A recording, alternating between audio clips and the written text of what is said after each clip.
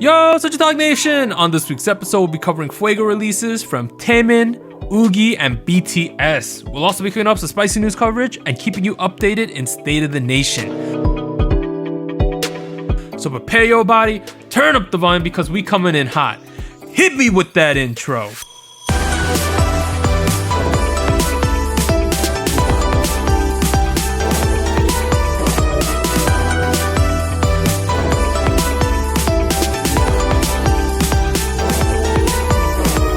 Hey, what's up, everyone? This is SojuTalk, your weekly shot at K-pop. We're coming at you with a super spicy episode 140. Damn, that's a lot. And we're recording on Tuesday, May 25th, 2021. I'm Doug, and joining me today, we got Warren. Hey, what's up, everybody? And Anita.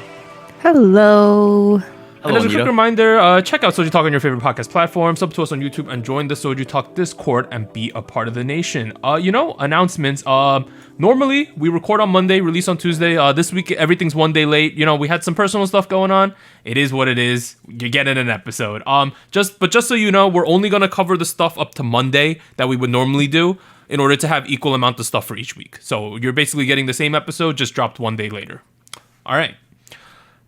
We are now at part 1 of SojuTalk episode 140, where we're going to talk about some big new releases, spicy song king, and music show winners. Boom.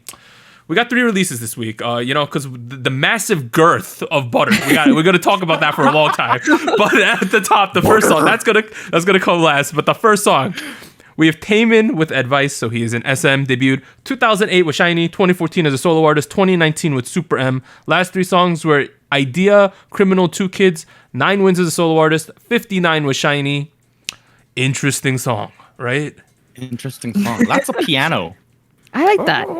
This is like the dark arc of Taemin, Yes. Honestly, I didn't know what to expect because I saw some teaser photos. I saw some interesting hair, right? And then Not a fan. You're not a fan. Okay. Not a fan of the extensions. Why are you not a fan? Why are you not a fan? Why are you not a fan of this hair? Why are you not a fan? I just feel like for some reason the way that it is styled or cut, it makes it seem like very obviously it is extensions, or maybe it's trying to emulate a mullet look. But I don't know. Something is not very convincing for me. I thought they were going after for the mullet look. And I don't know anything about hair extensions because I'm a boy and I never gotten hair extensions in my life. Doug actually has hair extensions. He's actually bald for all that. Look how long my extensions. It's actually kind of long right now. Yeah. Dude, remember the World Cup we did? You're getting there, dude. You're getting there. We could talk about my hair in State of the Nation. Yeah, but I want to talk about it. I don't know. I feel like he had a very androgynous look, and Doug. I liked it. Yeah. Yeah. No, before we started recording, Doug pointed out the. So he's wearing a Supreme underwear at one point, and then he puts up one. So he's wearing like a crop top hoodie, Right. And then at any point he lifts his arm, he's wearing the Supreme sports bra as well, I believe. Right. Nice. Let's just say it made me all confused. I don't know what to think. Personally, Taemin's a good-looking guy, right? I think, in my opinion, a super androgynous, right? I was getting mixed signals. Your boy was really confused here, You know what? Doug, kind of excited. You were excited. Okay. Look, no. In all seriousness, I think I think one of the big fashion trends of this year is genderless trends and exactly. Guys wearing big skirts, that kind of stuff. And I think this is playing along into it. And I feel like Taemin, he's an artist, I was right. Taemin the artist. Right? He's always an artist. Yeah. He's a little angry here. Obviously, he's like, here's my advice. He's a little angry, but he's an artist, and I feel like he's pulling it off. He's pretty cool. So, in terms of the hair, Anita, you're dumping on the hair, and here I was thinking, I kind of wish I had that hair. Really? I don't think I'd look good with it, but I think that hairstyle was cool. That's the better way to put it. Because you've been trying to grow hair for the first time in a long time.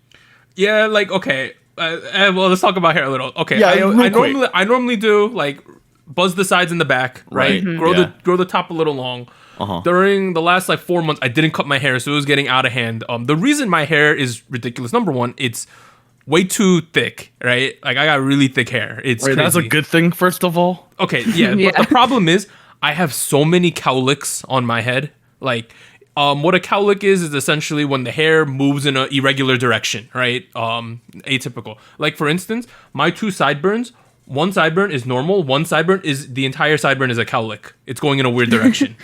So things like that. This is one of the hairstyles that works. Right now, we're growing out the top. It's longer than it's ever been. We're gonna keep growing it out, see what happens. Maybe we'll get something spicy. Maybe I'll look like Taemin in a while, you know? Dude, You go could, for it. yeah. Go for it.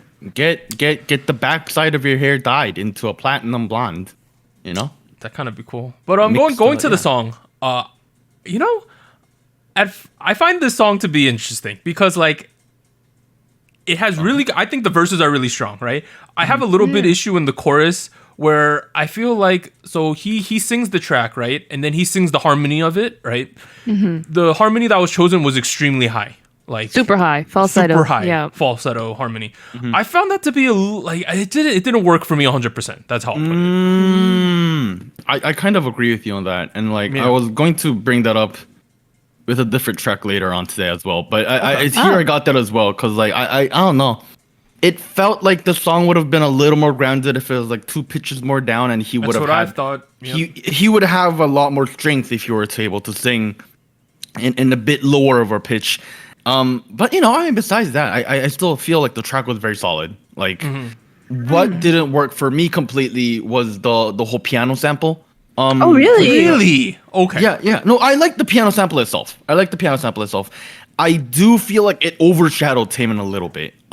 Because especially in the beginning of the first verse, he starts singing along the rhythm of the piano, the piano line, the piano riff, and I feel like it does more to bring out the piano more than, you know, using the piano as a background for him to like sing on top of. If that makes any sense. Okay.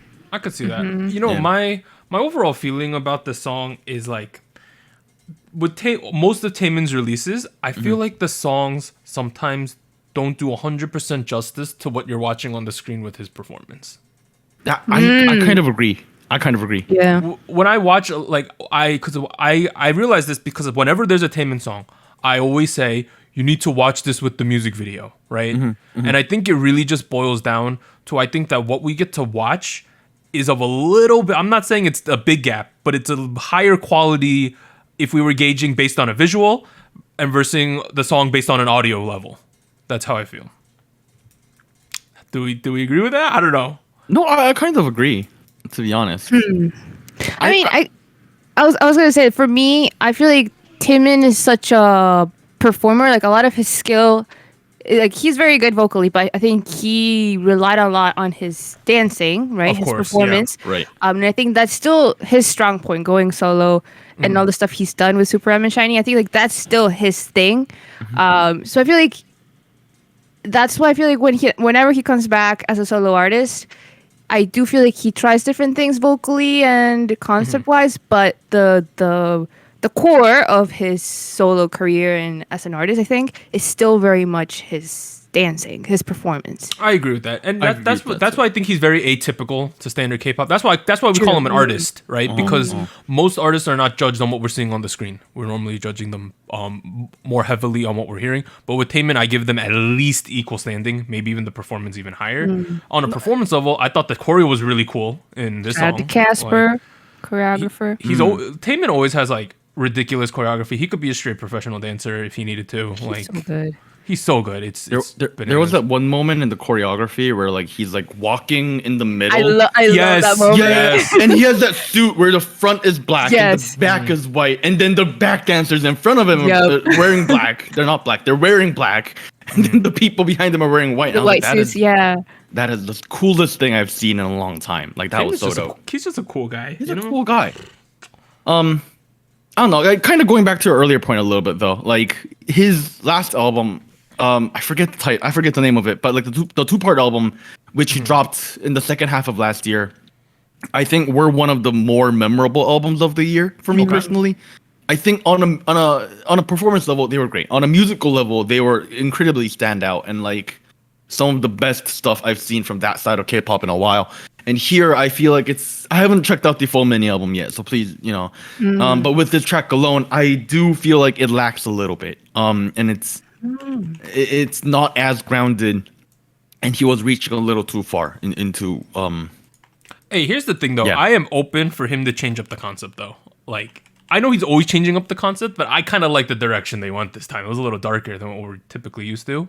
I was completely cool. I thought the concept was really cool. Yeah, I don't think it was even like a drastic change. I thought it was a change that made sense for him to go in after what happened last time. You know? Yeah. I'm digging it. All right. Do we got anything else to say about this one?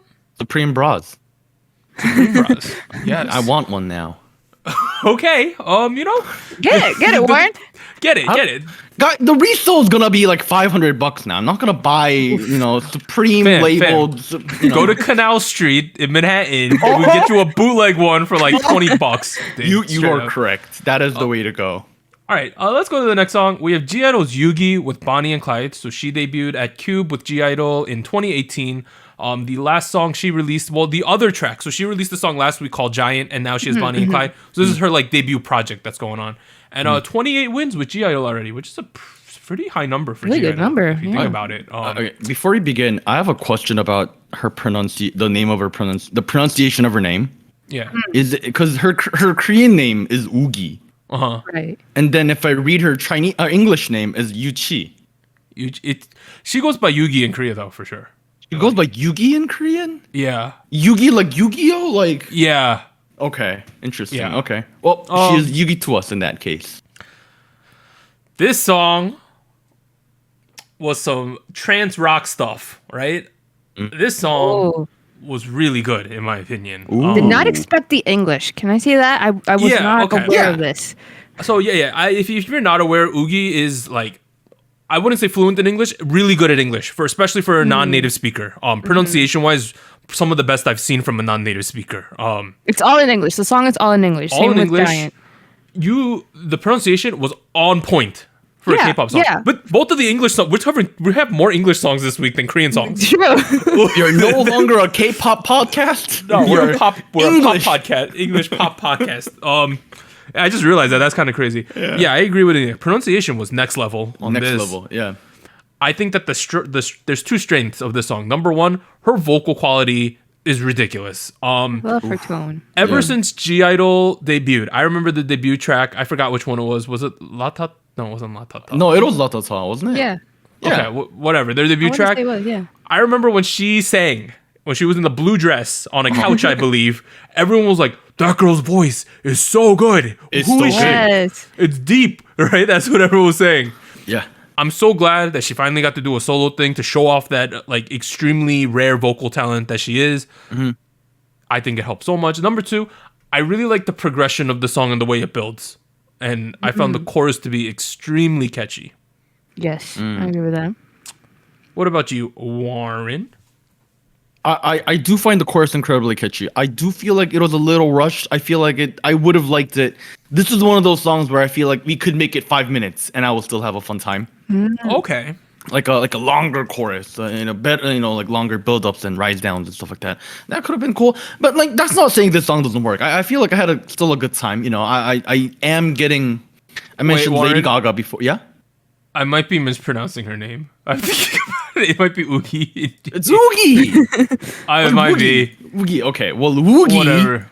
I got like a lot of like Lady Gaga vibes, trance pop, house vibes, and that was pretty cool. Yes. It was 100% not what I expected, because if I think about Oogie, especially with her variety characters, her character in Variety, she's very like funny and like very like bouncy, personable, if anything. Right. Right. So this was completely not what I expected, but I had a great time. I still had a lot of fun. It was, I don't know, it was just not what I expected, and I just got pulled in immediately. The moment like there's no intro, right? Like you go with the bass riff, and then she starts singing immediately, and you just dive right in, and I'm like, okay, here we go, swim, here we go, bounce. I really like that bass line. I think that helped so much. Very good bass line.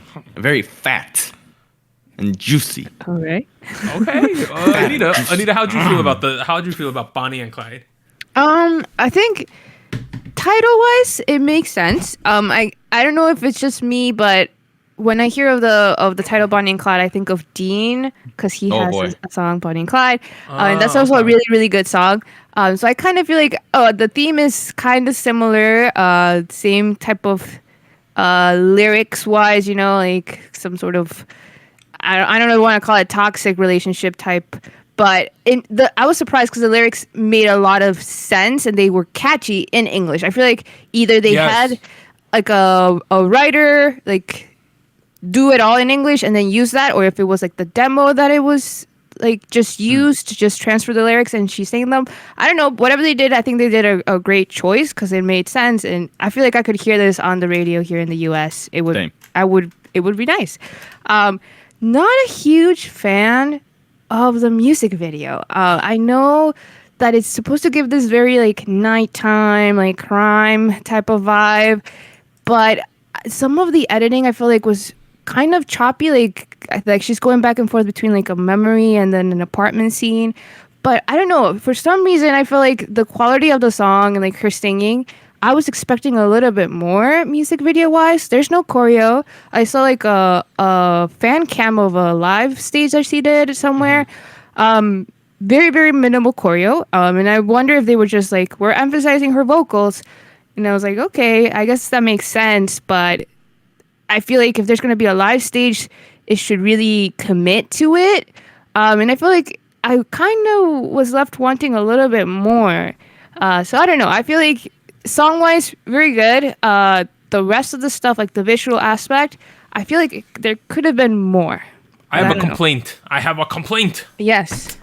This song and last week's From His Ninth song have random, like, thematic breaks in the song. Oh yes. That was true. This one has 2. Yeah, not a fan. I don't like that at all. I think it ruins the flow completely, at least for me. I think it would have been better if there was like plot building in and out of it, but like there was something there. There was something there. I'm not gonna lie. But like it wasn't enough to be like, oh, I am immersed in this break. Wake me up from this fever dream. You know, like that didn't happen. But at the same time, I don't know. Like The I lyrics? wasn't as annoyed as it was with From His Nine last. I don't mind the From His Nine. Yeah. Well, no, I mind that. You mind the cell phone call from last week? Right, yeah. This I think I was don't not mind that bad. I mind the cell phone call from last week. So That here's something interesting Poopy. about the lyrics, right? Okay. Let's get meta here on a Wow, historical yeah. context. So the chorus is, "We don't need money to feel good because you're the ride or die the rest of my life," right? Yes. If we think about the song title, it's Bonnie and Clyde. For those of you who don't know, Bonnie and Clyde were gangsters back in the Prohibition era in the United States who robbed banks, right? the 30s. So Criminals, we yes. don't mean money, like, makes no sense for them because they were literally robbing banks. Was their whole story, right? So that makes no sense. The ride or die part makes complete sense because they died in a police ambush, right? So overall, though, I really love how the lyrics, like, I think it's cool how you could write these lyrics that are really symbolic of the song title without actually like saying it. You know what I mean? It's true. They never say. Well, they do say Bonnie. And I think they say it, but like, yeah, at least in the chorus, they're not just saying like Bonnie and Clyde, you know, like like all up in there. Yeah, we never get the moment where like you guys know those movies where they like casually like mention the movie title and we're like, okay, What are we, some Suicide Squad? Right, like that, you know. Oh, yeah. No, we never did that. But that I liked.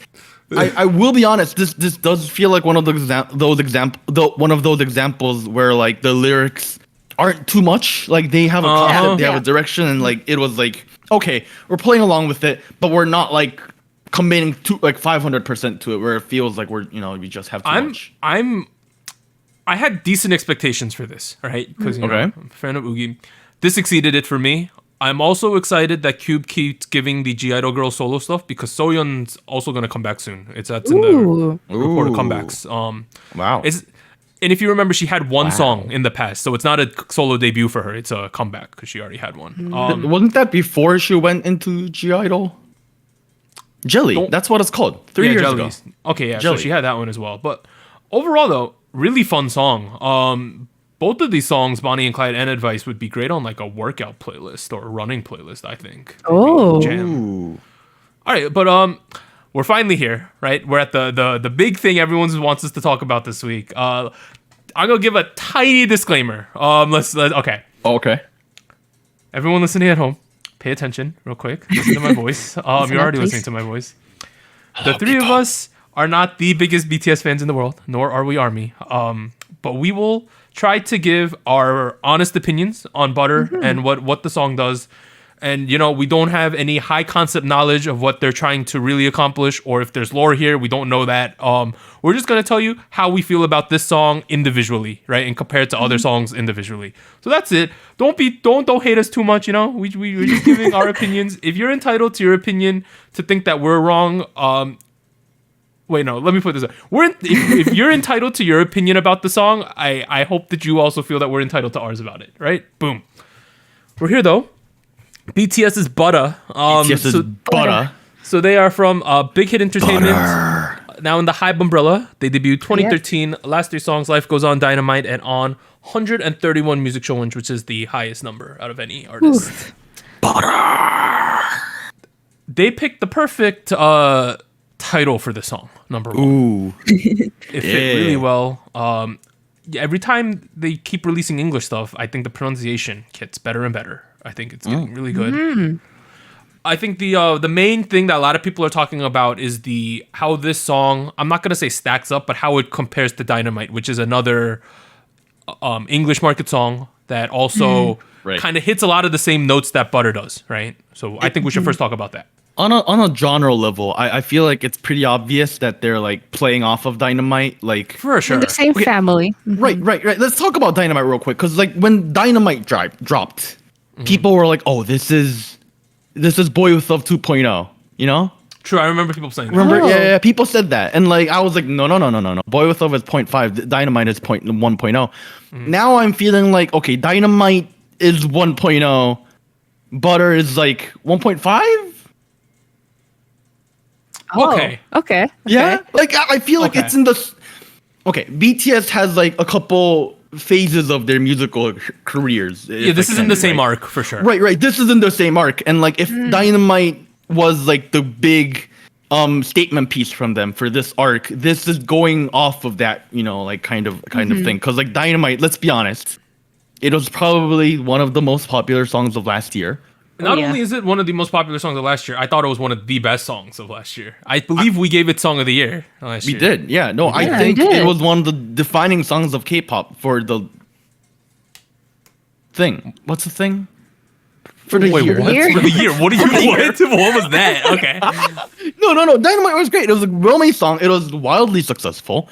So I feel like it probably made sense for them to go off in the same realm. Yeah. And kind of build off of it. And I don't want to say recycle, but more so expand. Yeah, and I think this one compared to Dynamite is way more poppy. I think that's the main difference between the two, is just the amount of pure pop we're getting in this one. That's true. If they were, it feels a lot more Western. That's why it's called butter instead of sesame oil. Like Korean food doesn't use butter. I can't believe it's not butter. Okay, so in terms of how I'm going to straight up say how I feel about the song, right? Okay, go. I think it's at a minimum, as good as Dynamite. It's like I think it's either tied or a little better. That's why I'm leaning on this. Okay, I at least for me, agree with you. I completely agree with you. I think whether Butter is better or Dynamite is better, I think it comes down to personal preference. Yeah. I think that's not right. Yeah, like if we're here on, the song's fine. If anything, it's actually really perfect. Like there's so good. Nothing to argue. I think if there's anything I can nitpick about it, the song sounds a little too high in terms of pitch. Really? I have one tiny complaint as well. Yeah, okay. My first watch through, because I watched the music video first, I didn't know the chorus was the chorus until it came around the second time in my first listen through. Really? Oh. Yes. That's just me. Like everyone else could, like, I think I'm the odd one out here, but like I was watching it because I thought that I just didn't get the progression into the chorus the first time, but when it happened the second time, I was like, that's what it was. That makes sense to me now. Really? I thought it was so obvious. I don't know. That's just something weird about me. So like if you think about the structure of the song leading into the first chorus, they have the whole first verse, which is mostly just drums.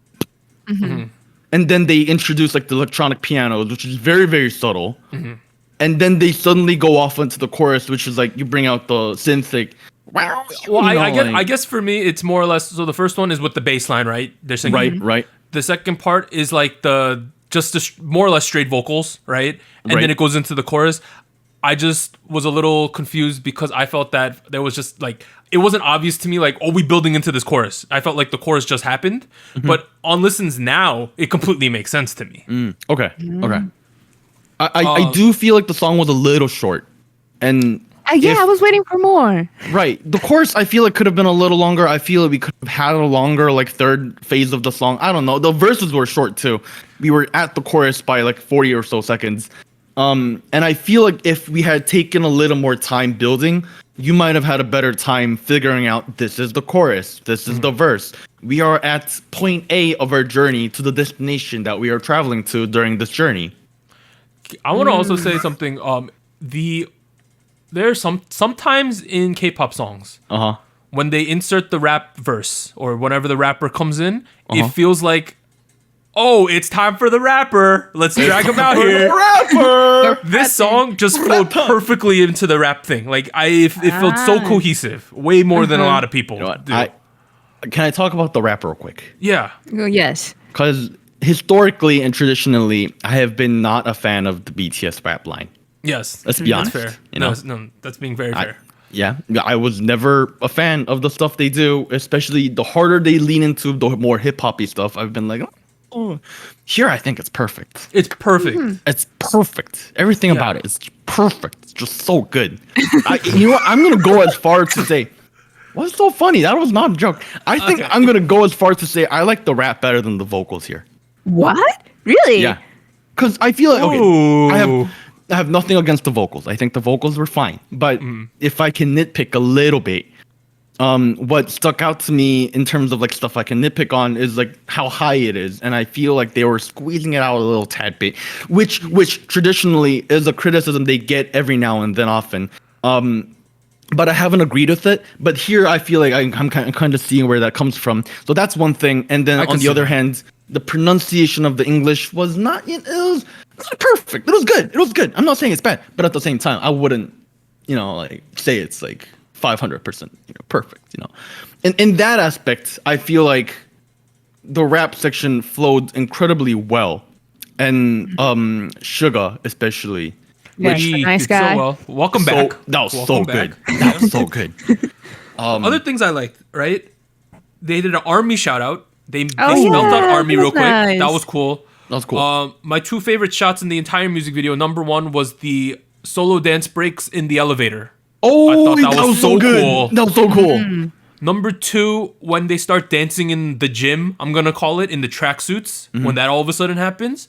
Oh, okay. The colorful Something about stuff? that colorful tracksuit, right? Something about that shot is so aesthetic. The camera movements, the colors that's going on, and something that I noticed, because we watch a lot of K-pop music videos, the thing that really stood out to me was how good the people who aren't singing are at engaging the camera.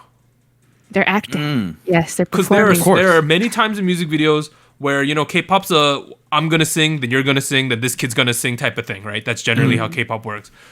With this song though, let's say like Jimin singing, right?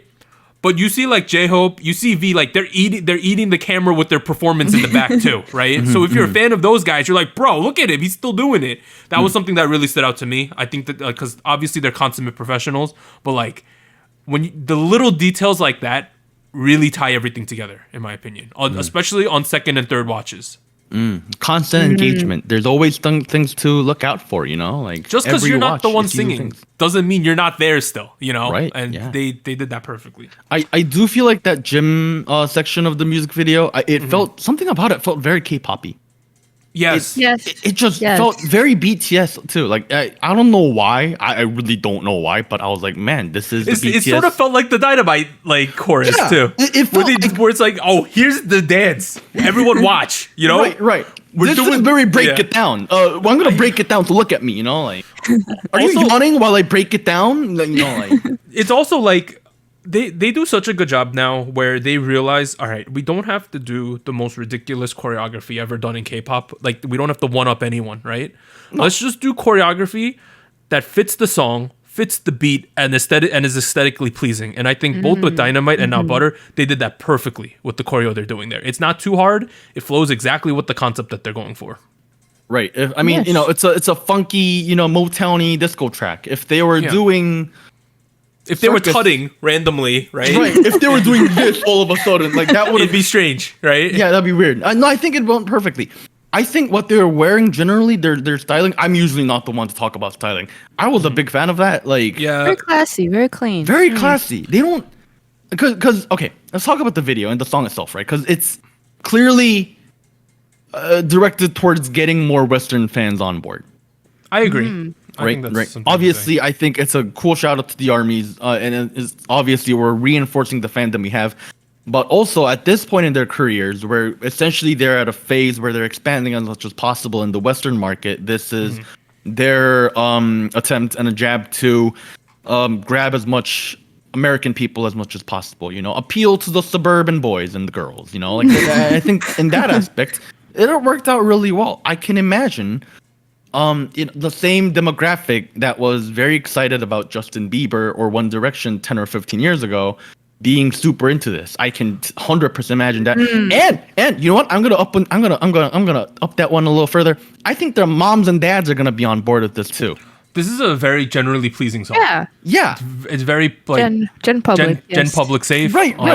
Like I did like mention One Direction and Justin Bieber earlier, but like musically, this is way more sound than what they were doing back in the day. This is a perfect song for US radio too. Yeah. Oh yeah, I want to Especially the season we're in. Like the Yeah, seasonality is summertime. great. Bro, I can imagine hearing this strolling through Washington Square Park. There you go. You could Yeah. also hear this playing at the Uniqlo when you're shopping, right? No, I can't. They don't can't? play Japanese music. Never mind. I Yeah. was thinking about All right, H&M. H&M. Oh, yeah, Okay, for H&M. sure. Right, H&M, Um, Uniqlo, Zara, Gap. So here's something. This is an aside. This does not have to do with the song specifically. Okay. I think McDonald's missed out on a big opportunity to do something butter related on their menu Oh yeah. for this song. The pancakes, the breakfast Right. menu. Or a you know how tasty a hamburger with a little dab of butter would be on it too? Oh man. That sounds good, right? Oh man. Or butter the Butter buns or pounder. something. Butter the buns, you know? I feel like I'm just saying, I feel like they're missing out because the collab with McDonald's, I think it went live or is about to go live, one of those two. Right. I did get a strong sense of whiff of McDonald's in the shot with the pancakes though. Like They could Yeah. do that. Yeah. they have a red should've. background. They have to. They got it. They got it. I think if they don't, they're missing out on such a big No, I opportunity. 100% imagine some M to pop up in the middle. and There's, they never there's gonna came there's around. gonna be a commercial at some point, so I'm assuming that this Ah. song's involved in that. It's Okay. That's the only thing that makes I'm sense. glad. I'm glad. I not like you're also gonna- did expect the Simpson waffle to show up at some point. Do you guys know what that is? What is the Simpson No. waffle? Homer Simpson waffle. Like I forget the official name of the Oh, thing. but, the like- meme. Right. I mean, is I've a seen it, meme? I've seen- I don't know. Okay, so the Homer Simpson waffle in the show, he like he basically makes a waffle, adds a whole ton of sugar to it, wraps it around the stick of butter like a burrito, Yep, and then I've seen and this. then skewers it. And I was like, that is the most. When I saw it, I was like, this is the most American thing possible. And here, there was like, come on, like we have a little thing of butter on top of the pancake. Where's the butter? We have it. We have it on wanted top more of butter? What's his name? J-Hope?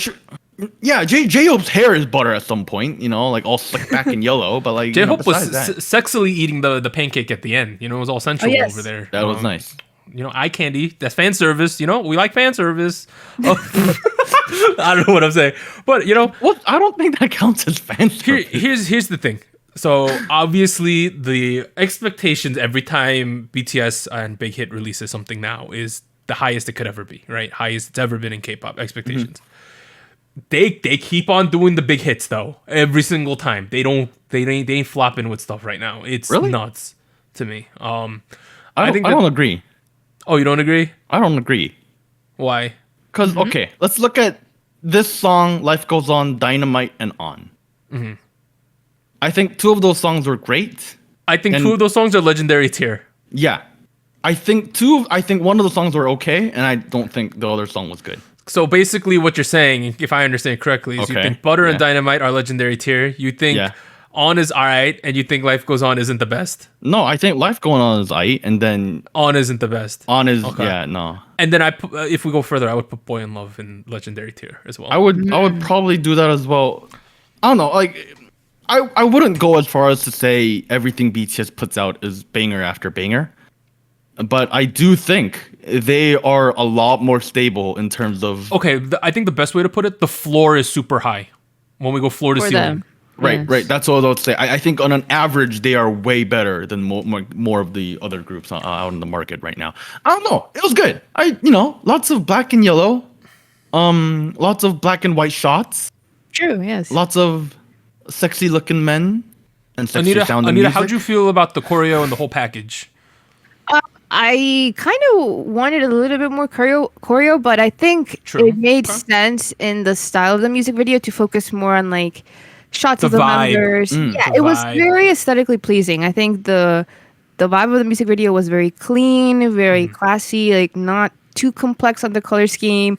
Very, very much focused on the members and the group. Like even the backgrounds were not like that complex, like very, very simple.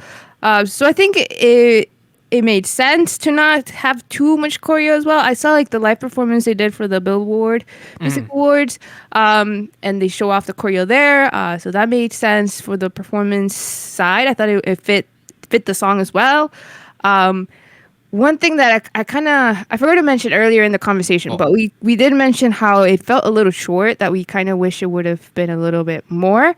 There were two things where I feel like, if we could have added this, I would have said this was perfect.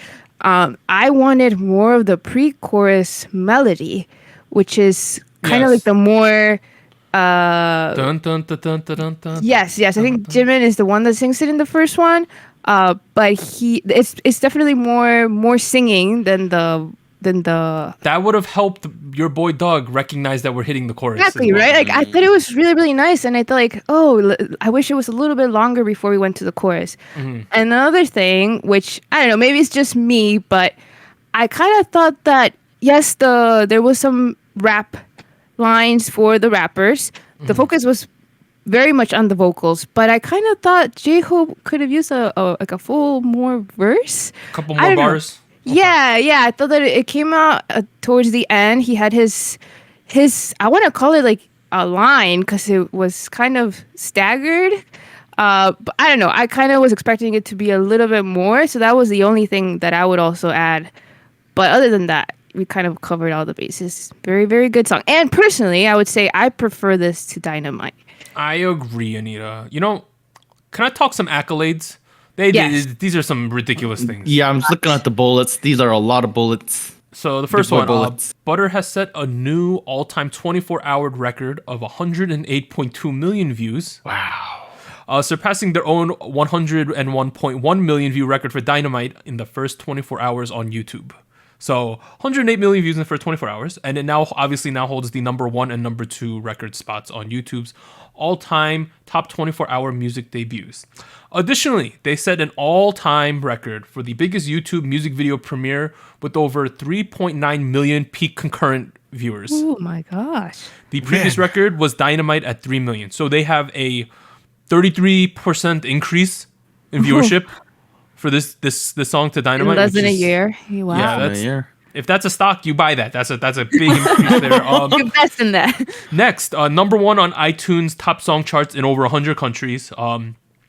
And it broke an all-time record on Spotify with 11 million streams during the first day. It broke the previous record set by Ed Sheeran and Justin Bieber's 2019 hit I Don't Care, which had 10.9. That's great company to be in. Additionally, Perfect All Kill, went number 1 on all domestic course. streaming charts.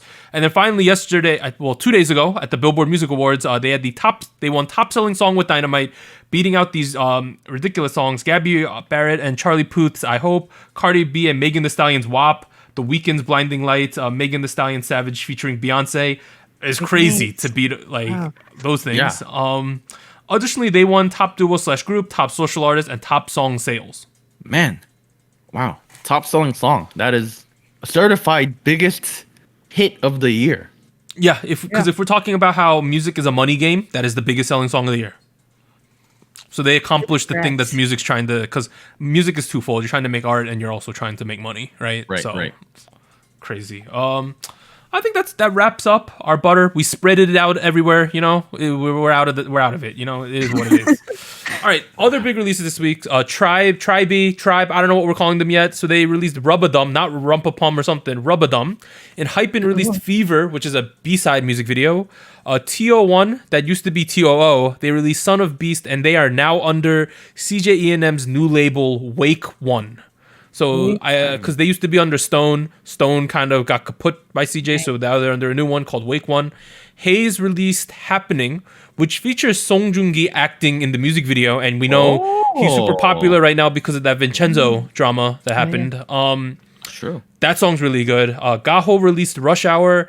AB6 via Universe released Gemini, and then Lulu Pop X Purple Kiss released Find You. I think that one I have the wrong person here. Because last week someone commented that I wrote the wrong person who was singing this. Let me make We make mistakes. No, it is Purple Kiss. We're good, I think. Am I? I gotta look. It says Purple Kiss on the music video. Oh, okay. I thought I messed it up last week, so that's what it is. Let's move on to Spice King, though. Spice King! Right. So we're going to talk about our Soju chart, and the song that places number 1 will become this week's Spice King. And the chart from last week, episode 139, consisted of From Miss Nine's We Go in first place, where they picked up their first crown. Second place was Oh My Girl's Dun Dun Dance, and third place was Rocket Punch's Ring Ring. I got a chart. I have a chart for you. You have a chart? Go for it. Third place. Third, okay. From Miss Nine's We Go. Dropping down to third. Wow. Second place. Oogi's Bonnie and Clyde. Oh, wow. Nice. That was a game time decision between that and my first place song, which is BTS's Butter. I was really debating. I think earlier in the day I had Bonnie and Clyde in first, but I made a game time decision to switch it. Hey, that's a good game time decision. Should I go? No, we always make it need to go second. Oh, right. That's true. Go. I need to go. I need to go. Fine. I forgot. Also in third place for me, I have From Miss Nine. Okay. Very, very nice. Wow. Second place. Taemin? Taemin, yeah. Okay, I figured that. I've been watching the live performances. The choreo is so cool. Shout out to Casper again for the choreo. And then in first place, I also have Butter. BTS's Nice. Butter. Very, very Spreading nice. it all over the place, you know? Big stick. Whip out the big stick of butter. Okay. Oh boy. Here we go, boys and girls. Got an interesting chart for y'all this week, I realize. Okay. Dun Dun Dance by Oh My Girl. Oh, yeah. Okay, that's fair. That's fair. Yeah, That's I've fair been having song. a good time. But you know what? I think I'm gonna have to kick it out of my chart this week. Oh, wait, whoa. Not so Yeah, fast. I think I've been having a good time, but I'm not sure anymore. It's been a couple good weeks. What has been a good week has been We Go by Fromis 9. Yay. Banger zone, banger alert here. I think this is on my contender for Song of the Year. We go? Oh. Yes. Okay. I think it's just everything just so perfectly But well why'd you done put it about in it. third then? I'm What's not the putting it logic? on third. I'm putting it on first. Oh, okay. Listen to Wow. it. Let me finish my sentence, please. Wow. That was on the first half. The Frumistine Homer here. Okay. Yeah, it is wild because I have decided to put it on top of BTS. I decided to put it on top of Rocket Punch. I don't know. I just have been having a really good time this week with the song. And I think not putting it on first would be very dishonest. So what I understand, you have BTS's Butter in first. What? No, you're From Miss Nine's We Go in first. Sorry, Yes, From Miss Nine. yes, Sorry. From Miss Nine Uh-huh. in first. Butter in second, and then Rocket Punch's Ring Ring in third. Yes. That's fair. I think that's fair. I think Butter was still really good. I think We Go and Butter are two of my favorite songs of this year so far, I along with agree. Lilac. Very good. Behind the scenes, the crew has been talking about we haven't been super hype about some of the releases in 2021. Okay, let's talk about that real quick. Yeah. No, keep saying. I guess. Keep speaking. Oh, okay. What I was going to say is we felt that in terms of S tier or not even A tier bangers, we haven't had a plethora of them so far this year. My opinion on that has really changed over the past 2 to 3 weeks. I think the last It's 2 been to 3 weeks has been banger after banger. We've Yes. been in the banger zone. I don't want to leave the banger zone. Just banger after banger after banger. Hit. Home run after home run. Big kick after big kick. Ballon d'Or shot. Boom. Here we go. I tried to say like me neither there, and I said like not English. I think I don't know what I said. I got confused there.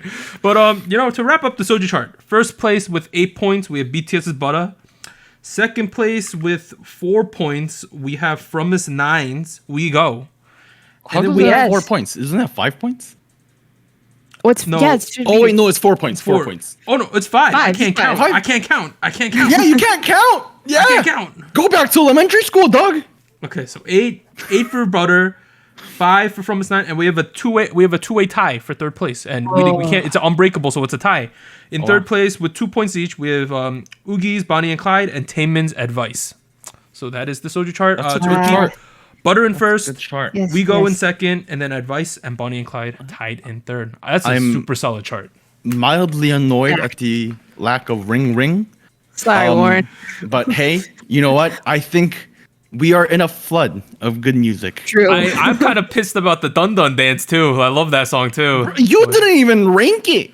Sorry. You didn't even mention it until I did. Get out of here. Okay, I'll get out of here.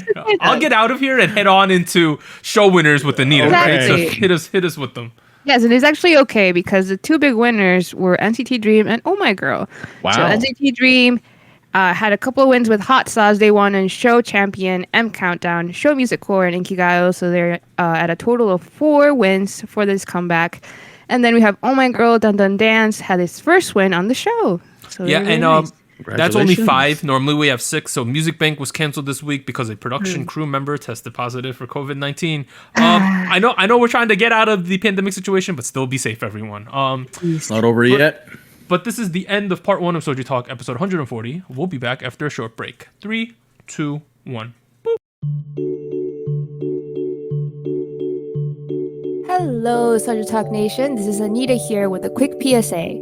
If you would like to support SojuTalk Kpop Podcast, please like, subscribe, or follow us on whatever platform you're using. And consider joining our Patreon at patreon.com/SojuTalk or donating to us at paypal.me/SojuTalk. On behalf of the crew and myself, thank you. Now back to our regularly scheduled episode.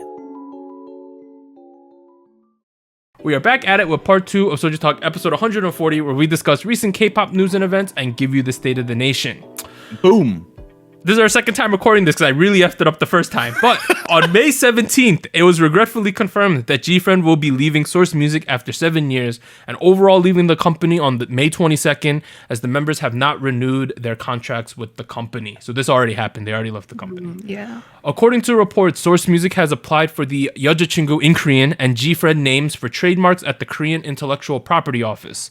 Source Music also noted that all current SNS accounts for G-Friend will remain active. Well, not active, but will remain up, and refunds will be provided for those with Buddy membership, which is their fan club, for the remaining period that whatever they paid for. G-Friend debuted back in 2015. They picked up 71 music show wins with 8 triple crowns and had releases such as, give me 1 second, where is La La, Navilera. Here's if you think about their title tracks, it's actually kind of nuts, right? So I'm gonna go in chronological order: Glass Speed, Me Gustas 2, Rough, Navrlela, Fingertip, Love Whisper, Time for the Moonlight, Sunny Summer, Sunrise, Flower, Fever, Falling Like Crossroads, Apple, and Mago. That's a lot of songs that I remember us talking about on this show. Yes. Man. This is rough. Real quick, before we dive into how we feel, regarding their trademarks in the Korean Intellectual Property Office, they applied for 여자친구 in Korean in 2015, January 23rd, and the English name G-Friend last year, March 11th. So it's been a while. So it's more or less, I guess what that's trying to say is that if for some reason, right, if the members came back together in any capacity, it would not be under the name G-Friend specifically, is more or less what that's pointing out. Right.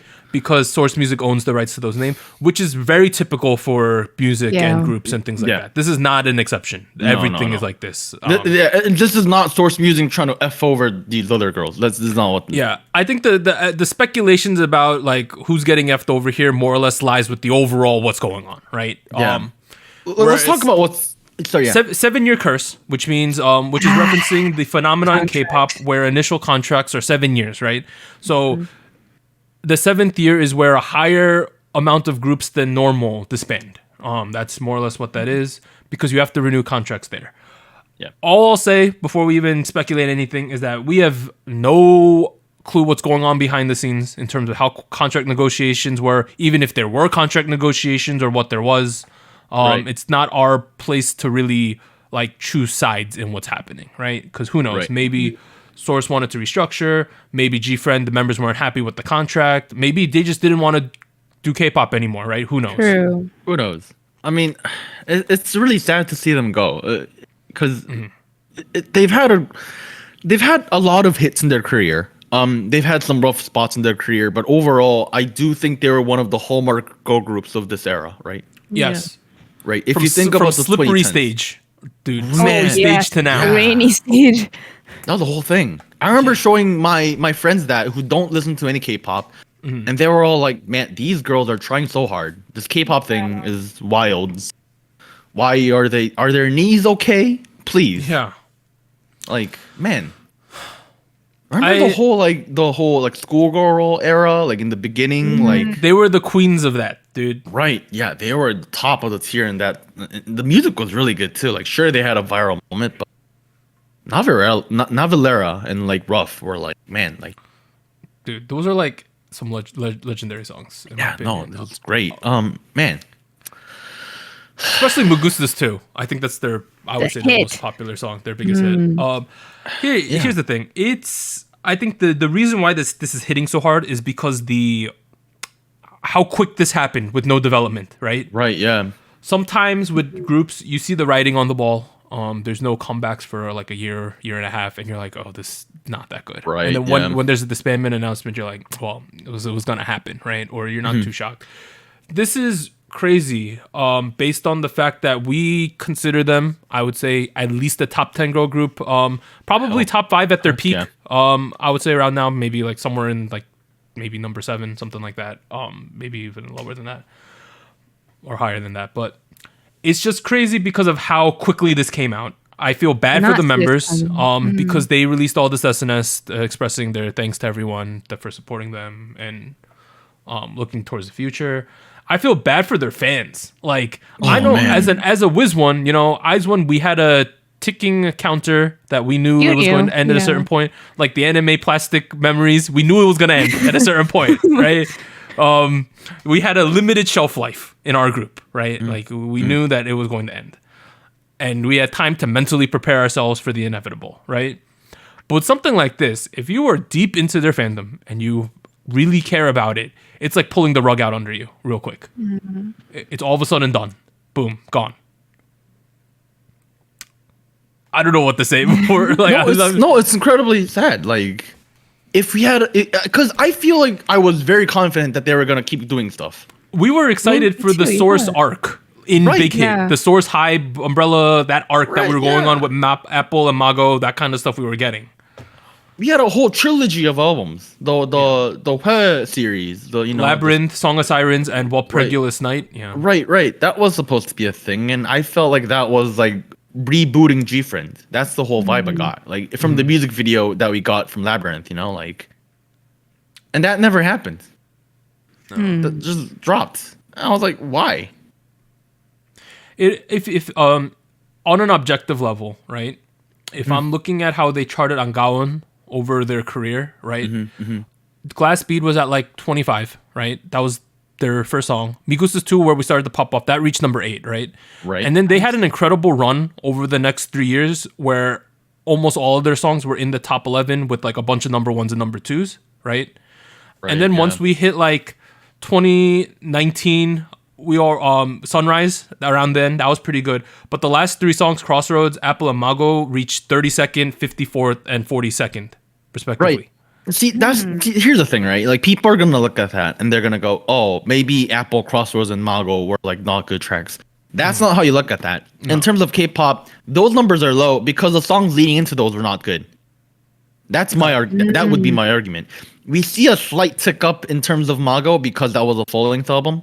But besides that, the 2018-2019 year for them personally, I don't feel like was the strongest era for them.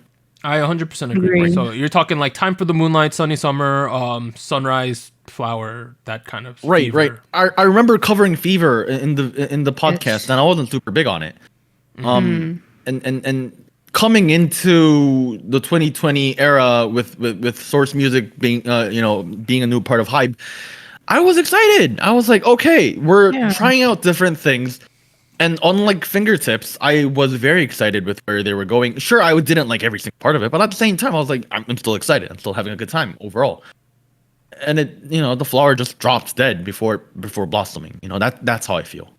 Yeah, it's just unfortunate. I feel bad for all parties involved, specifically the members and the fans. Also, on a side note, did you guys know Lil Uzi Vert? Like he's a huge buddy. He has a G-Friend tattoo. He was really sad on Twitter. Yeah. I had no clue he was into that. You didn't know that? I knew this for like 3-4 years. Dude, I had no clue. And I listened to Lil Uzi Vert unironically. That's like G-Friend's his shit, dude. Like, yeah, I had no clue, man. Shout out to Lil Uzi Vert. I'm sad that they never got to go to like a Billboard Music Award show and meet him. Oh, that would be so nice. What if he had done a collab with them and danced their choreo? How crazy nice. that would have been like that could have been a legendary stage, wouldn't it? If that had happened, I think we missed out on something big there. But let's move on. So OSEN, Onsen? I don't know how to pronounce that. But some news thing in Korea. News people, news people in Korea. In Korea, they stated that YG's upcoming girl group is expected to debut later this year. We kind of knew that, right? But here's the catcher. And we'll have the youngest age average, so the average age of the group, compared to 21 and Blackpink. The members selected are shared to have joined YG around the age of 10 and have trained for 4 to 5 years. So we are debuting 14, 15, 16-year-olds. YG confirmed the report, so they confirmed the actual girl group, saying, "It is correct, we are preparing to launch a new female girl group."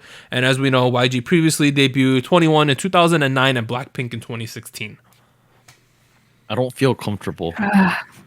I'm uncomfortable. They're so young. I don't feel comfortable. They got like fetuses on the stage, right? Bro, if they're 14 and 15, they were born in 2006. Bro, they're born in 2007. They're half my age. 10 years younger than me, probably. Yes. Bro. Bro. Some interesting things. If you remember rumors from a couple months ago, it's speculated that this is a vocal heavy. The comparison group was Big Mama, which was like a ballading power vocal group. R&B, strong focus. Yeah, R&B power vocal thing, whatever. I like the concept, right? I wonder how much depth of vocal quality we gonna get out of 15-year-olds. It's something that I'm really interested to see. No, that I'm not trying to dig a grave for them, but like I'm curious as to what this is gonna be like. How is this gonna turn out? I feel okay. I'm gonna make a couple guesses here in terms of what the trends are in the industry, because I feel like when the articles came out referencing Big Mama, I got the vibe that they are going after the direction they are going in terms of the focus of vocals they have. In terms of this group, I don't think it's gonna be just about how good they are as singers. I'm expecting more like how unique of a tone they might have, Oh. Yeah. Like think about the vocalists in 2021. It's not really about, especially with R&B, which is what YG is good at. I don't think it's really that much about how good of a singer you are. It's more about how much emotion can you portray in your own unique manner. Sound. Thinking about people like Dean, stuff like that. He's not the greatest vocalist alive, but he got a sexy voice, And a sexy face. Let's be straight up here. He got a sexy face. He got some weird haircuts. Yeah. And he has a horrible discography. Please release an album, Dean. Come back, Dean. I know, Dean. What are you doing? Release an album. That is one of the biggest, why aren't you popular everywhere? Discussions. The crew, we have a discussion about Dean every couple months. Honestly. Where is he? Where are you at? I remember all those discussions we had. Why? It is like a gold box of gold, just not being opened. It's crazy because his style and look, number one, people in Korea when he was peaking thought he was like the coolest dude ever, right? Because he's really good looking. And then and his sound, because he speaks English fairly well. everyone was like, bro, if he just starts releasing R&B in English with his voice and how K-pop's getting popular and people are receptive to Koreans and stuff, this is a perfect recipe here, He right? also kind of started off in the U.S. market because before his like debut in Korea, I want to say he collaborated with a lot of artists in the U.S. So he can do it. Like he has done it, but it just never it just never happened. After like Bermuda Triangle, he literally disappeared in the Bermuda Triangle, like straight up. Like I don't know, like 3 singles and like 404 Howlin' was like. It was nice, but people were like, I don't like, you know, like he should just do straight R&B, right? Like what he's, but anyways, okay, going back to the YG. So everyone thinks it's gonna be called Baby Monsters. I hope it's not. What's wrong with Baby Monsters? It's kind of cringy. They're babies. They are young. Yeah, but like 5 years, like 6-7 years later, when they're like 23, is gonna be really awkward for them. Bro, girls' generation. Okay, the boys, right? We're the boys. You know, like I don't think that's a great name either. We also talk about terrible. The Super names. Juniors are mid-30s. It's true. Some of them are like 38, dude. Yeah, no. Look, I'm excited for Baby Monsters. I'm excited for any big three, I'm gonna call it big four, even though you're not supposed to. I'm excited for any of the big companies releasing groups. I'm excited for Woolim. True. And here's the thing. Specifically, 21 and Blackpink have concepts which are, I wouldn't call them super similar, but in the same direction, right? Yes. I really hope they change this a ton. Do something crazy. Can they? Oh, they have to. They have to. Especially if Blackpink is still active. They have to change it up. Because, I think the hallmark right now is Twice and ITZY having different concepts in terms of managing two girl groups at the high levels. I mean, here's the next one. Oh, go on. Sorry, one more thing. I feel like this might not be your typical K-pop thing, even though they're young people. If they are, committing to the whole Big Mama thing, where they're more of a group of vocalists than, K-pop artists. Hey. We might just have a group of vocalists. It could be high concept like aespa as well. Who knows? That might be the trend. But here's another one.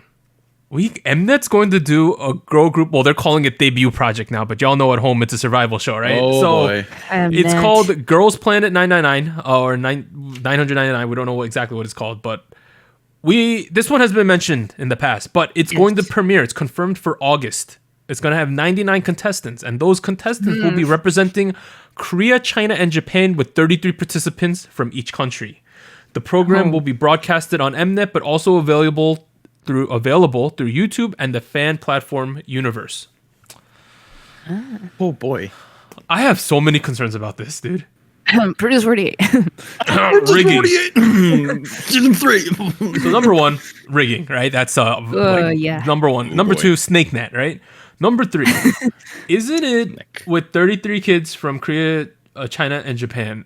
A lot of people I've been listening being like, how are they going to... Logistically, it was already tough to handle 2 languages in 48, right? Korean and Japanese. Yeah. And the Korean kids were clearly really had a big advantage there, right? With this, we got 3 languages now. We got Korean, Japanese, Chinese. It's not like if you know one, you know the others, because they're very different languages, the 3 of them. There's not that many loan words, and even if there are loan words, all based on Chinese characters, right? Loan words sound different too. Just putting that out there. Yeah. How? That's what I was saying. How? I don't know. This is gonna be a dumpster fire, isn't it? I hope the translation app technology is as good. Like they need those ear things that you see in those like concept commercials where someone talks like the two. So it's like you can date someone who doesn't speak your language, right? And they have the commercial where they talk to each other, even though in reality that's not how that works. Because one of you is gonna learn the other person's language. Let's be honest, right? But maybe they can use English. Oh, I guess it could do that. That's the universal language. They already. How about they do a 6 months English intensive before this starts? You know what? Or a neutral. Let's pick a neutral language that like none of them speak, so it's fair. Let's pick like right German or something. They film this in Paju English Village like every year, anyways. Use that to your advantage. English school. But like this is going to be interesting. I might be a dumpster fire though. I'm looking at the list of people who have apparently applied, Is it notable? Is there notable people? There's a lot of bullets in terms of people from China in the Chuangzhou series and Changchun Yoni series. Wait, I love those series. Let me see if Yeah, I know. I got some Surichi. I know who she is. Surichi, Yeah. Che Wenmeishu apparently. So Zhang Luo Weifei, Wang Yale, Xi Ziyin. these are Chinese trainees who appeared on like various shows in China, and since I've watched some of those, let me see these faces. Oh, I know this girl. Okay. You also got a couple people. This girl's really good. This one girl, just saying. But we also got a couple people from SNH 48 and GNZ 48. Yep, that's Guangzhou and Shanghai 48. We also have a girl from the Nizi Project apparently. So we got some Japanese kids. Is this the one? I don't remember off the top of my head, but some Cherry Bullet I think is tied with this one. Yeah, I remember covering that. Yeah. If that's the case, and based on because these Chinese variety shows or survival shows, the skill level is way higher than you would think, because there's so many kids hustling out there, right? Oh. If that's the case, and the Japanese kids and like good kids like Niziu level kids, and then the Koreans and kids who've already debuted, this could be really high level. I don't know what kind. Here's the thing: what kind of song? What language? It's so inherently unfair. Like I know in 48 it was Struggle City for some kids, but like. How is that gonna what language songs are we gonna sing? Are they gonna let you switch languages during the song? Like, I also have a real quick question. So does that mean we're not gonna get the same mess that was Produced 48? Not exactly. Because half of the fun of watching Produced 48 was seeing the people be really bad. Oh, I see what you're saying. Remember Boombaya? Like that was Boombaya Team 2? Yeah. Oh yeah, Hellbaya, let's go. Like I still watch that video when I need to laugh. Like, and I don't know, having people that are good is good, but having people that are bad is also no. Okay, never mind. I don't know. Are they gonna sing K-pop? Okay, yeah, go. Sorry, go. I'm actually really excited now. Wait, now I'm hyping myself up for this. You're show intrigued, now. Right? When I saw this list of Chinese trainees and I knew like 5 of them on this list. Oh, this is. Oh, I'm excited. I'm kind of excited now. Oh, I talked myself out of this. Not good. On another level, on a very social level, let's talk about world politics. How political we could get. Because I mean, regardless of how each of us feel, we can all agree that the relations between these 3 countries not good. Historically and modern. Dude, the worst I've seen ever since I was born. Like easily. Also, I think the inherent issue with 48 was the voting base because it was based on Korean votes. Yes. Oh yeah. Because here's the issue, right? If you limit it to text votes in Korea, obviously the Korean kids have the massive advantage, right? If you open it up to international votes, period, obviously the more populated, dense countries of China and Japan would have an easier shot. With China, massive advantage if it's based on numbers. Ooh, because on their shows, bro, like I remember Meichi was pulling like 100 million votes or something at the end. Oh my god. 100 million. Like I think you could vote more than once and there was bonus votes and stuff, but like the total was so stupid that I was like, this seems wrong. Like that's literally like I'm talking Meichi from Cosmic Girls. She was on this. She got first place on one of these shows back in the day. Then when the vote total came out, I was sitting there like, what the F is this number? Because on Produce, if you peak like a million votes and when there's bonus stuff and stuff, it's crazy town, right? I remember that show. There's like, oh, she's got second. She has 70 million votes. Like, okay. Wow. It's like, oh, she barely qualified with her 16 million, right? Like, I don't know, dude. Like, here we are trying to give Produce 48 kids. Did they get to 5 digits? And now here we have millions. Though, yeah, there's sometimes a Produce like, oh god, that kid in last got like 304 votes. Like, I'm like, damn. All right, here's the last news though, right? Okay. Cube Entertainment, which currently represents Jokwon, right? And we also have the involvement of Im Sulong and Jung Junwoo. They shared that the Group 2AM, which was a group back in the day, are currently in positive discussions to reunite after 7 years. If the group does reunite, this will be 2AM's first release since 2014's Let's Talk. Wow. 2AM is a group that a lot of current or new K-pop fans probably have no clue who they are, because I would say that their stamp on the legacy of K-pop is not the most notable, to be Probably vocals, right?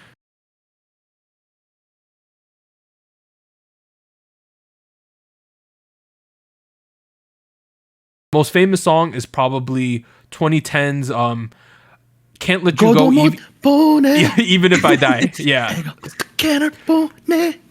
That was like, that's a top tier all time ballad song. That was a great ballad. The music video was funny as heck because like the four of them would all stand looking sad, and then like one of them would sing, but the other would be like, cry, you know, like.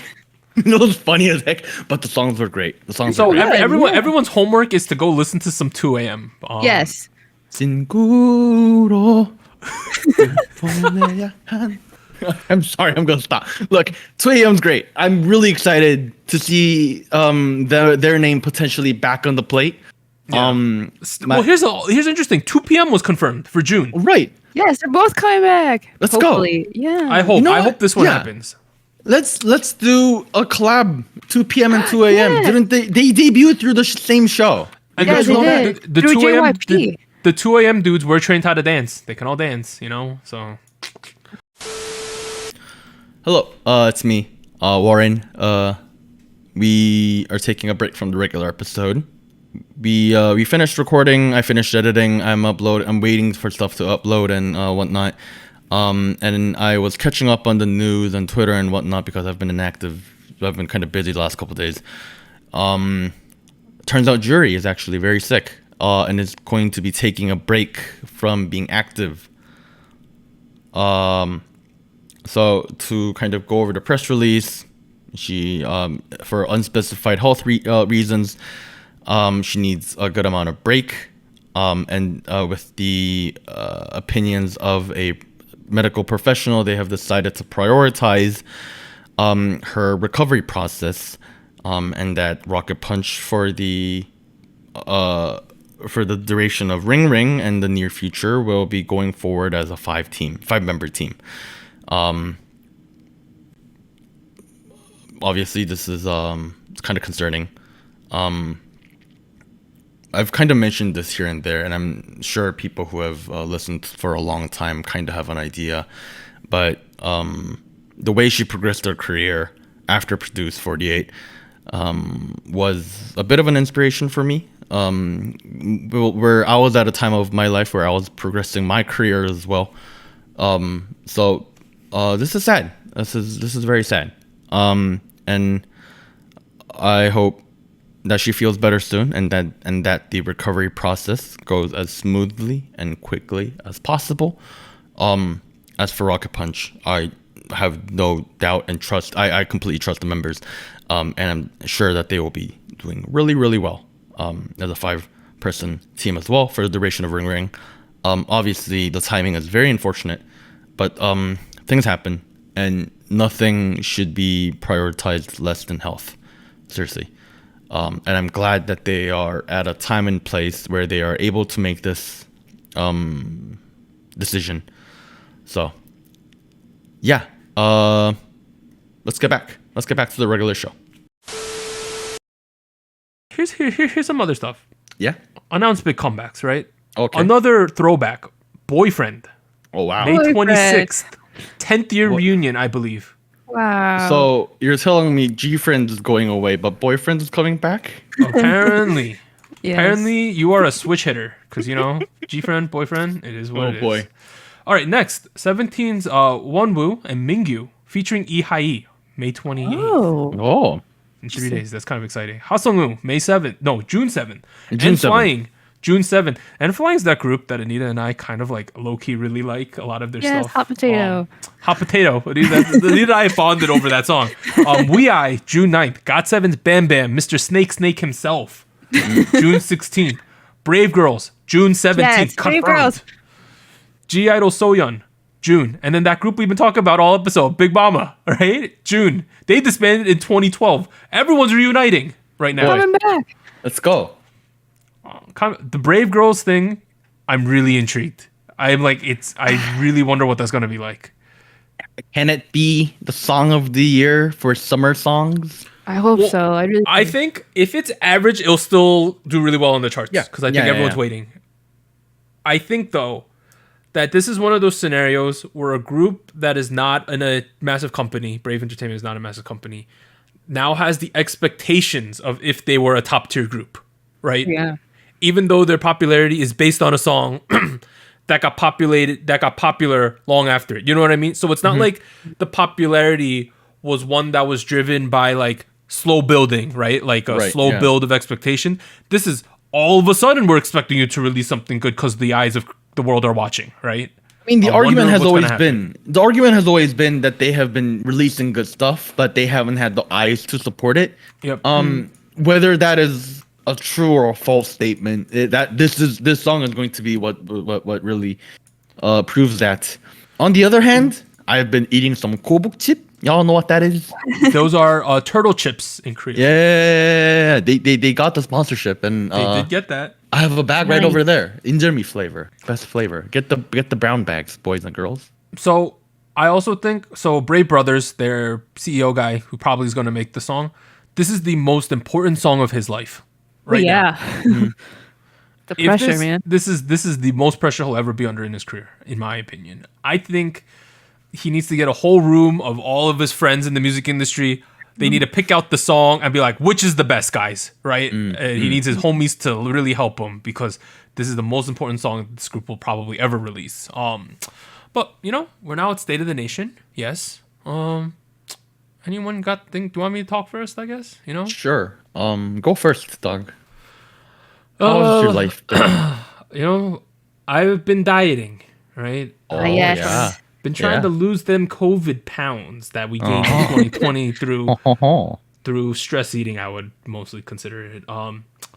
I've lost, I'll say the number, over 25 pounds since March 13th. Wow. That's a lot of pounds. I will not mention how many I am planning to lose because Warren and Anita always worry whenever I say I'm going on a diet again because I have yo-yoed significantly in my life. Highs to lows, right? At different points. The concern isn't really about that. The concern really is health in unhealthy ways. Okay. I am the type of person, right? If I find myself as someone who's very disinterested in most things, right? But if I do become interested in something, I go crazy town. That's really how I feel. You commit. And the negative aspect of that is that switches probably more often than it should. Warren knows I'm like flavor of the month. That's just the type of person I am.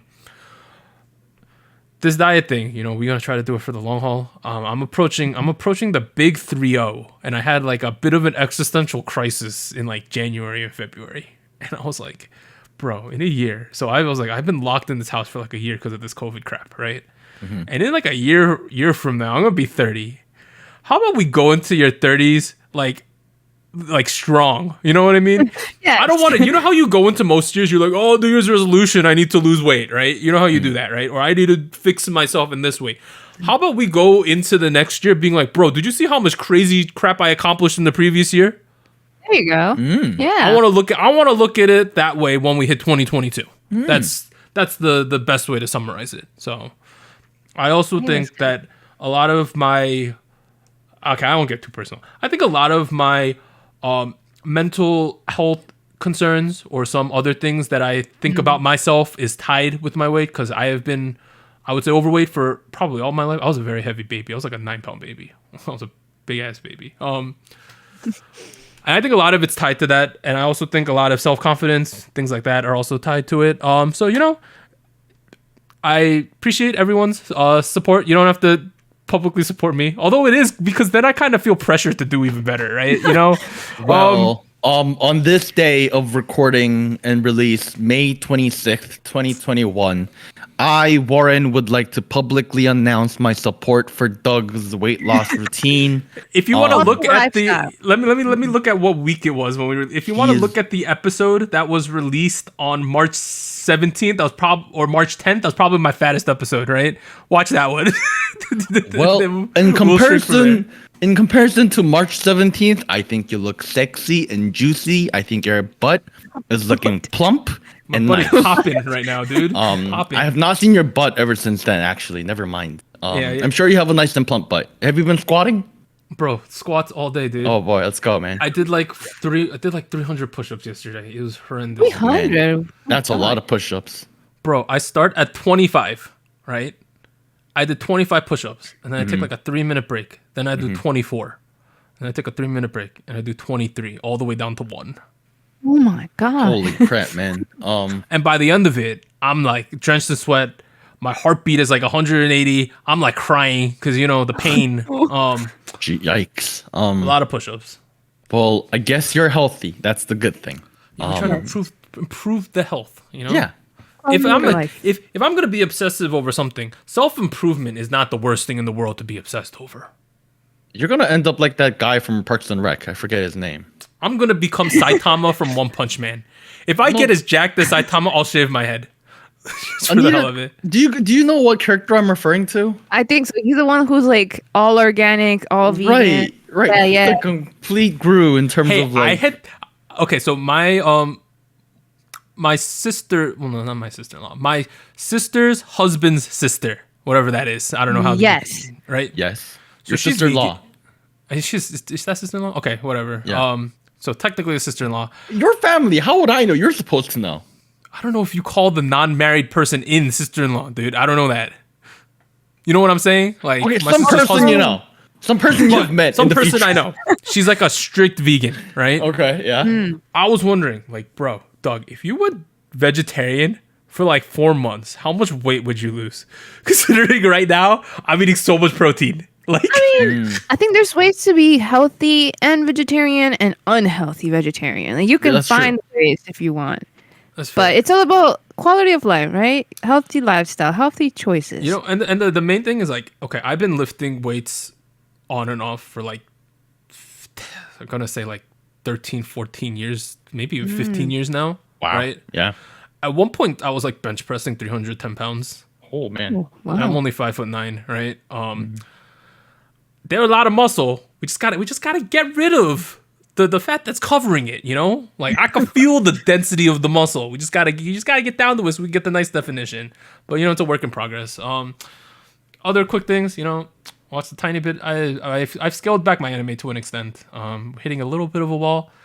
I did watch one thing, Isekai Quartet, which is more or less shorts that consist of characters from 4 different shows. So Konosuba, Tanya the Evil, Overlord, and ReZero. And also Shield Hero shows up in season 2. It's just quick 12-minute shorts. It really watches like a Konosuba episode. That's been enjoyable. I watched a couple episodes of K-On!, which is very like cute girls doing cute things. Rock band. Lastly, Rock band. No, they're I EBT. read a manhwa, not a manga. Yeah. So, I'll explain this so people who don't have no clue what I'm talking about understand. Manga is more or less like Japanese hand-drawn cartoons, right? Essentially. But manhwa is Korean, basically the same thing. But I think manhwas are more computer-based these days, right? At least from what I can tell. The major difference I noticed is manhwas are in color, right? Which I think really, at least the ones I'm reading are in color. So the one that I read is called Solo Leveling. Bro, it's so good. Like I've read like 70 chapters so far. I think there's like 120 something right now. So good. It's so good. I really hope they adapt it one day. Apparently, it began as a novel, like a young adult's novel, and then it became a webtoon, which I'm assuming is the one you're reading. Yep. So who knows? One day, it's not. We've had Korean stuff be animated before with Japanese companies. So it could be a thing. The most interesting thing about manhwa, on a technical aspect, is it's better to read it on my phone than on my iPad. Yeah. The scaling works way better on the phone. It looks so much better because on the iPad, the photo length is longer than the screen length in terms of resolution, and the browser I'm using doesn't have scaling, even though like some of them do, because I'm using one that blocks ads. LOL. But at least on the phone, since they're made for phones, because most Korean people just read it on their phone. It looks so good on the phone. So that's how I've been reading it lately. All right, that's me. I need to go. Me. So I caught back up to Produce 101 Did Japan. season anything 2. crazy happen? Not too crazy, but some things did change that I did not see coming. So they finished the position evaluations. That was pretty much the normal thing they've done in previous seasons as well. They did results for like top contestants for their positions, like singing, dance, rap, that sort of stuff. And then we move on to the concept evaluations. They show like a little bit of a teaser of the choreo and the song for the concepts. I believe it's 5, if I counted correctly. It was 5 of them. So that's typical.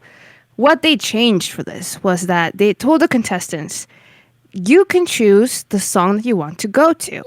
Ooh. So they say that. But be aware that 3 days after the practice begins, we will tell you the actual fan voting of each contestant and the song. So you might have to switch after the 3 days if you didn't choose correctly the first time. Okay. So basically, it's kind of like a 50-50 thing where you could choose a song that you like and the one that the fans voted for you, or you could choose the song that you like and then eventually have to switch. I feel like it's less than 50-50 there. Less than 50-50, but I don't know. I found it really interesting that they did it this way because, I don't know, I feel like it almost hurts even more. It's adding stupid drama. At least it is. Another thing they did change is that there won't be any eliminations before the actual performances. So everybody gets to do the song that they get voted into. They perform it, and then after the fact, they'll go into eliminations, which I think is a little bit nicer on the contestants because I think there was always a little bit of drama in previous seasons for people who they end up doing really, really good in the training for a certain song, and then they get cut before they even perform. So I don't know. I like that they kind of changed that around. I don't know how I feel about the choosing your own song and then having to switch a couple days after, because I don't know. I think that could be stressful. It sounds like they got rid of drama and then added more drama. Yeah. They searched the drama somewhere else. Cool. Interesting concept. Imagine being like, "Hey, pick your song." And 3 days later, you're like, "Hey, that wasn't your song." LOL. Like, that's literally what they're doing, right? Yeah, but lucky and pick the song that the fans voted for, but like, I don't know. You have to be like, I wonder how the fans perceive me, right? More or less. Yes, that's true. I don't know. I feel like it's always wait, think about it. That's so stupid. The way fans vote is also very interesting because either there's like multiple ways they could think about things as a group, where either they want like, oh, this person fits this sound or this concept, or they go like, oh, this person doesn't have a chance to show off this side of their personality, so we're gonna try something completely different. I don't know. I feel like it could go both ways. So like either way, like you might be wrong as a contestant trying to choose your song. I don't know. We'll see how it goes. Warren got a stank face.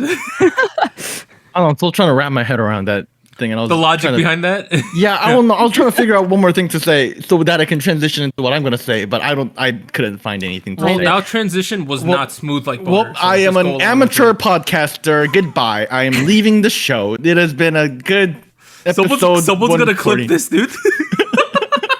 I would like to officially announce my resignation from episode 140, not the show. What are you thinking about? Look, there was 2 things that I wrote down on my thing of things I want to say. One, I've been playing a lot of video games this week. Ooh. That's a lie. It's a singular thing. I've been playing one thing. Game? I've been playing Cities Skylines a lot. Oh, you love that game. Okay. Yeah, it's like SimCity. It's a better SimCity. It's way better than the SimCity. And I played it a long time ago, once every while, and then I came back to it and I was like, this time I'm gonna play all the DLCs. I'm gonna play a whole bunch of mods, and I'm finding this whole new depth to the game. Now, what's really annoying about the game is that I just want to be this guy who builds nice looking cities, but at the same time, I need to make sure traffic is not all poo-poo.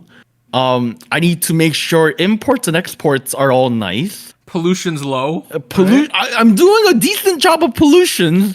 Traffic is Traffic is the worst thing. So, for those of you who don't know, City Skylines is a open sandbox city building simulator. So you build districts, you get buildings, you build hospitals, roads. It's basically a city manager game, and you can deal with policies like taxation and like Other things like low, like you could have an eco-friendly zone, that kind of zoning. It's all that. It's a really fun game. It's a really fun time game. burner. You could play that game for like days straight. So what's your problem with traffic? Traffic's hard, man. It's the hardest thing in that game. It's hardest thing. I have immense amounts of respect for like, city planners now, guys. Like it's incredible. Like I was getting into a situation where like I was creating a traffic loop that is completely jammed. So the entrance and the exit of the city was one big circle like the human centipede, and like nobody was moving. Bro, I've done that before. Yeah, dude. And like the trash isn't being collected. The dead people stay where they are. The dead people are being collected. Right, and like people are dying everywhere because that's horrible. There's an icon like someone died in this house, but the mortuary can't pick them up. What the heck? And like you get there's like an in-game Twitter. And then they send you see tweets like, "Oh, I smell something horrible. Hashtag dead people." And I'm like, who uses the hashtag dead people?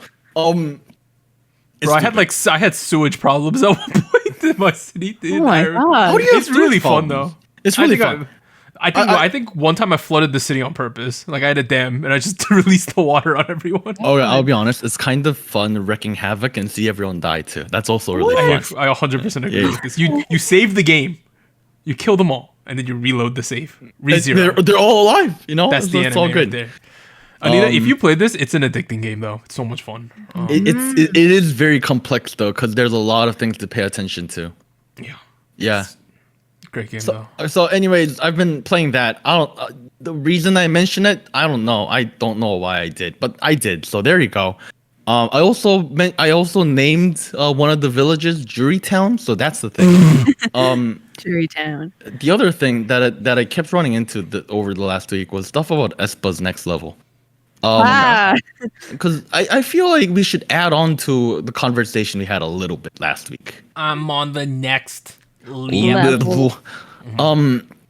Because I was seeing a lot of people who have been into K-pop for a long time, way longer than we have, having grown up with HOT, that kind of deal. Oh yeah, way back. And people and those people were saying this is like an Avengers track to them, not because SM likes to use the word Avenger, but because they are distinct different parts of the songs feels like different parts of SM's like discography in general. Like some parts of it feels HOT-ish, some parts of it feels NCT-ish, some parts of it, like we mentioned, feels like a TVXQ track, you know. And that was doing a lot for them in terms of emotions. But at the same time, a lot of people were also criticizing, especially the music were criticizing how like it essentially felt like a re-release rather than a remake in terms of like they took the original track, turned up the pitch a little bit, and then added a whole bunch of other parts and then released it. And you know that you either like that stuff or you. What I do think is that maybe this is their attempt to connect with the existing K-pop fandom as much as possible. Okay. Let me rephrase that, because most girl groups and most K-pop groups or traditionally try to connect with the general public. Yeah. You know, that's how they get more fans. But what if aespa's not trying to do that? What if for them, aespa, what if their marketing tactic is to get the previous SM fans on board with aespa? They have enough of an existing history of SM fans where if that did happen, they could make enough money doing that way as well. I know. That's the thing. Like maybe that's an interesting theory. Yeah. Interesting. Because if you think about it, their second release was also a ballad from a previous SM artist. That's true. It feels very SM-y, you know? Hey, I want the aespa video game. I want to make my avatar in Kwangya. Hang out with Novice. I think that's the AI person that we're talking about. Dude, there's a fandom wiki page on aespa now. Novice. Wow. There's lore. There's like they have a lore, like a full lore thing, yeah. So fandom as a website is where like whenever you type a like TV show you're watching or like you watching an anime and you Google it for like characters, they give descriptions and stuff. aespa has one for this like the AI world thing and the Kwangya Majig. I just want to play the MMO. Like, really hype for that, dude. We'll make the SojuTalk Guild. All of you could join. We could go on raids together in Kwangya, man. You know, kill Black Mamba. Hey, we'll get the Black Mamba skin. We'll get them. You know, like I'm down for all that. We'll grind the levels in there. Will it get there though? Do you actually think it will get there? No, well, like, No. I could hold that. I think it'll happen when I'm like 42. I imagine they'll collab with one of the popular RPGs, or And they got to do it with NCSoft. I think that would be the best move.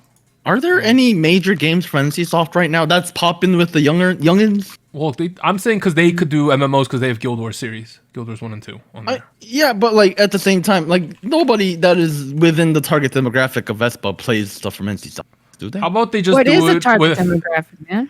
Youngins. Riot it? Korea? Sorry, what'd you say, Anita? No, because you were making the argument that it was trying to.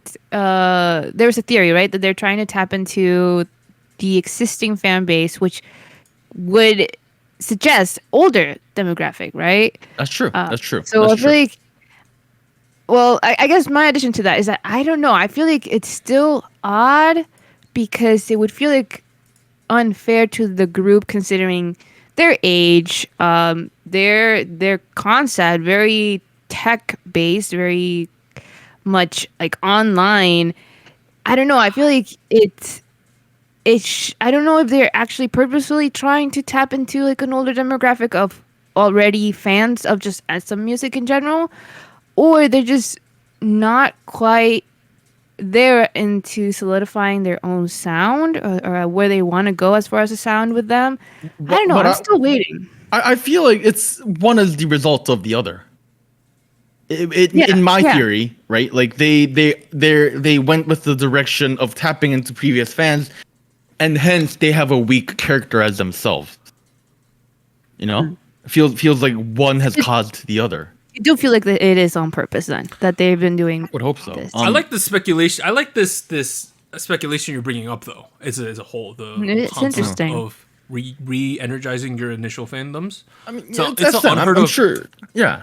Kind of unheard of to do that, but it kind of makes sense if you think about it. We'll see what happens. We'll see what happens because SM, they have a lot of money. They have some, idea of what they want to do and have advisors that are saying yes or no along the line. True. Do this. I would say that some of the decision making has been very interesting because they, as a group, are interesting. But Yeah, they're doing a lot of new things, such as drinking sparkling water. you want me to transition? I'm guessing. Next week, right? Yes. The song that came out yesterday, which we're gonna cover next week, Everglow's First. Really interesting song, dude. Like I haven't checked it out yet, but it's hype. That's a hype one. Go listen to that. Wednesday, tomorrow, Joy's pre-release B-side, Gongon Sonyo, Girls in the Park, Boyfriend, that song we're talking about. Thursday, Wua. And Friday, we have Wonwoo and Mingyu from 17 featuring Ihai. And then Monday is probably the biggest day on the 31st. TXT and the solo debut of Joy. That's gonna be Let's a go. joyful day.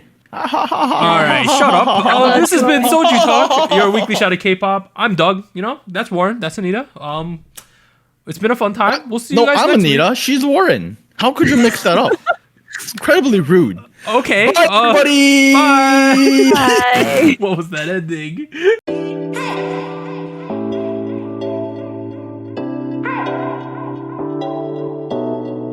Special shoutouts to our Fiesta patrons. Based Mina, Delmonic, Jedi, Goku Mama, Jacob, Luke Daniel, Malfiar, NJ Parks, Tier. Thank you for joining SojuTalk, the weekly shot of K-pop. And special thanks to our Discord server mods, Jacob, K-Music Erday, Koala, Malfiar, Max, No Bias Luna, Tuggles, and Wolf297.